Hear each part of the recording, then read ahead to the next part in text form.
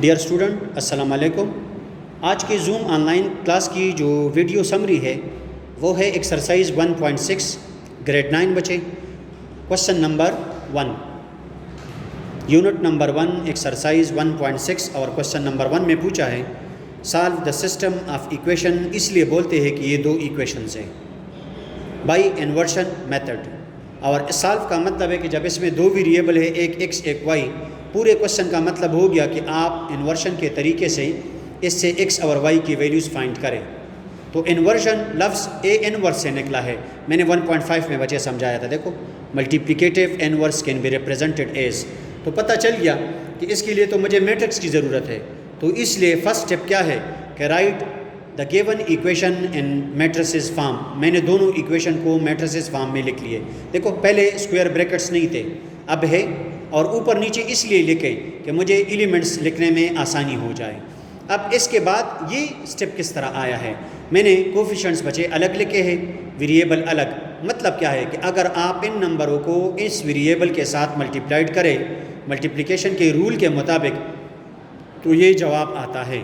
ज़रा चेक करें, 2 into x plus 3 into y, 1 into x बीच में प्लस माइनस 1 इंटू वाई, देखो आता है।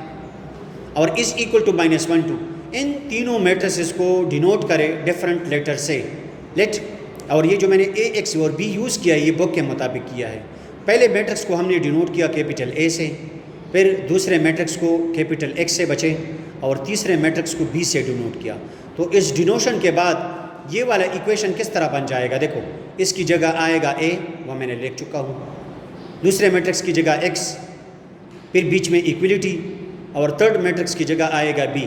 अब मैंने कोशिश करना है कि इस इक्वेशन से इस एक्स को अकेला कर दूँ, और ये कोई अलजेब्रा नहीं है या रियल नंबर्स नहीं है कि आप लिखे dividing both sides by A. These are matrices, matrices में तो डिवीजन अलाउड नहीं है। तो इसलिए दूसरा मेथड करते अल्टरनेट, इन दोनों इक्वेशन, इन दोनों हैंड साइड्स को ए इनवर्स से मल्टीप्लाइड करते हैं, ए इनवर्स बचे बीच में आ गया, इन्वर्शन का मतलब पूरा हो गया।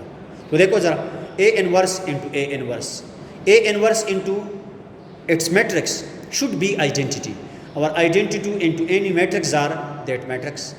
X is equal to A inverse B, ये आपकी आसानी के लिए लिखा है कि x is equal to A inverse 1.5 के मेथड से इक्वल होता है 1 by its determinant and its joint, और साथ बी। तो मुझे अब दो बातों की ज़रूरत है, मैं ए डिटर्मिनेंट भी बचे फाइंड करूँगा और इट्स जॉइंट भी फाइंड करूँगा, और फिर इसको इक्वेशन 1 में पुट करके बी से मल्टीप्लाइड करूँगा। ये फुल प्रोसेस आप लोगों ने समझना है।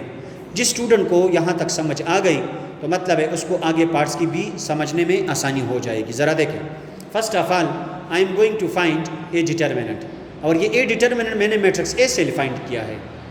क्रॉस मल्टीप्लिकेशन करें, 2 मल्टीप्लाइड 1 -1 मल्टीप्लाइड 3, -2 -3 का जवाब -5 आ गया।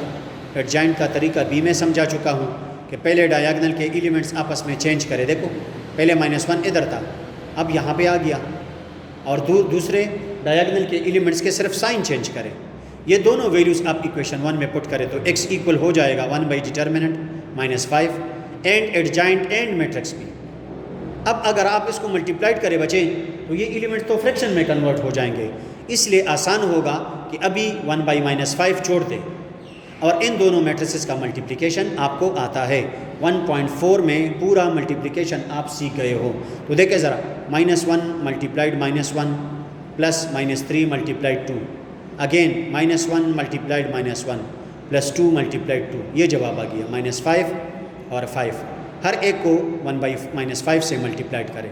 तो आपको अगर कटिंग की समझ आ रही है, देखो -5 और -5 कैंसिल, 1 रह गया, और यहाँ पे +5 -5, तो इसलिए -1 रह जाएगा। आंसर देखे ज़रा, मैंने जो एंड पे लिखा है। और ये एक्स वाई कहाँ से आ गया, ये जो शुरू में आपने कैपिटल एक्स को सपोज किया था, एक्स वाई इक्वल्स टू 1 -1, इसका मतलब है x equals to 1 and y is equal to -1। मैंने सॉल्व की जगह सोल्यूशन सेट लिखा है, ये ब्रैकेट करली ब्रैकेट सेट के लिए, ये पैरेंथेसिस ऑर्डर पेयर फॉर्म में इसलिए लिखा है कि 1 पहले हो -1 बाद में। सेकंड बचे देखें, राइट इन मैट्रिसेस फॉर्म, फुल मेथड उसी तरह देखो अलग अलग लिखा है ताकि आपको समझ आए, या इन दोनों का मल्टीप्लिकेशन ये आता है अलग इसलिए लिखते हैं कि एक्स वाई अलग हो जाए या मैट्रिक्स ए का डिटर्मिनेंट फाइंड करने में आसानी हो जाए। मैंने A x is equal to B यहाँ से लिखा है और एक्स को अकेला करने के लिए वही मेथड ए इनवर्स से मल्टीप्लाइड किया है दोनों तरफ, identity into an matrix x matrix आ गया, x is equal to A inverse B, A inverse को फिर उस फॉर्मेट में चेंज किया है 1 बाई डिटर्मिनेंट एडजॉइंट बी, और ए डिटर्मिनेंट जब फाइंड किया इस पार्ट में 0 आ गया फर्स्ट टाइम, तो ये तो एक सिंगुलर मैट्रिक्स हो गया। तो अगर आप इधर 0 लिखोगे तो 1 बाई 0 बन जाएगा, और 1 बाई 0 का मतलब अनडिफाइंड। ये पूरा प्रोसेस सिंप्लीफाई नहीं होता है, इसलिए मैंने आप लोग की आसानी के लिए क्या लिखा है, A inverse is not possible in this case, hence the solution set of these two equation does not exist. Part number 3 बचे। Again two equation writing in matrices form, अलग अलग लिख के डिनोशन ए एक्स बी उससे equation बनाएं। X को अलग करने के लिए ए इनवर्स को दोनों तरफ मल्टीप्लाइड करें। जब ए इनवर्स आ जाए, ए इनवर्स की जगह लेके 1 by A determinant adjoint A into B. आपको ए डिटर्मिनेंट और एडजॉइंट की ज़रूरत है, गौर से देखे बच्चे। ए डिटर्मिनेंट बी फाइंड हो गया, -1 एडजॉइंट बी फाइंड हो गया। मैंने इक्वेशन 1 में दोबारा लिखा है, देखो 1 by A determinant adjoint into B, इस मैट्रिक्स को और इस मैट्रिक्स को मल्टीप्लाइड किया है।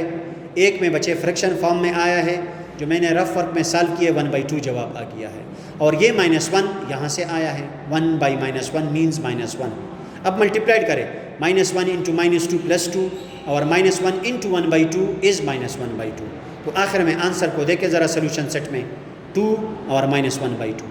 पार्ट 4 मैंने आप लोगों को छोड़ा है, लेकिन सिर्फ आसान करवाया है, इसलिए सिंप्लीफाई किया है कि ये दोनों नंबर आप ट्रांसपोज करेंगे राइट हैंड साइड कि इक्वेशन का जनरल फॉर्म कंप्लीट हो जाए, आपको मैट्रिक्स बी लिखने में आसानी हो जाए। तो ये देखें, subtracting 1 adding 1 to both side and subtracting 3 from both sides. इसके बाद आप लोग रफ कॉपी में ख़ुद प्रैक्टिस करें कि आप इन्वर्शन मेथड से क्या जवाब लाते हो।